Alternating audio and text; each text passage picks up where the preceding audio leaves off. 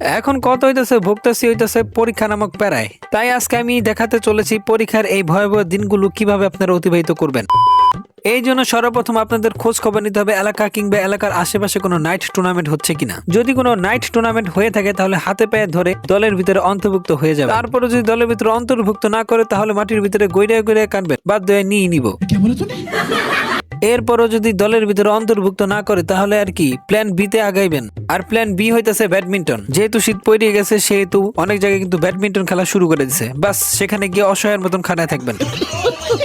আর শুধু অসহায়ের মতন বসে থাকলে হইব না, সেই সাথে ম্যানেজমেন্টের দৃষ্টি আকর্ষণ করাতে হইব যে আপনি অসহায়ের মতন দাঁড়ায় আছেন। কিছুক্ষণ পর দেখবেন তারাই বলবে ভাই এক ম্যাচ খেলেন। খেলতে বললি আবার নেমে যান, একটু অ্যাক্টিং করে বলবেন যে কি দরকার ছিল ভাই আপনার এই খেলে, এই কথা বলবেন আর ব্যাটটা হাতে নিবেন। আর দ্বিতীয়বার বলার সুযোগ দিবেন না।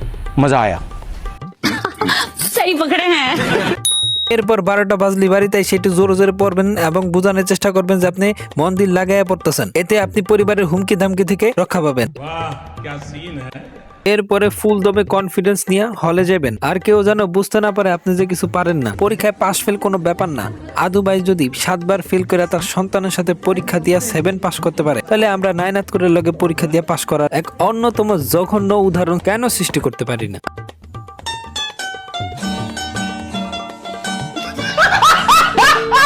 আর এইসব উদাহরণ সৃষ্টি করার জন্য আমার বান্ধবীরাই যথেষ্ট, কারণ আজকাল ওরা পুরো সংসার নিয়ে পরীক্ষা দিতে আহে। वाह दीदी वाह दीदी दीदी वाह दीदी।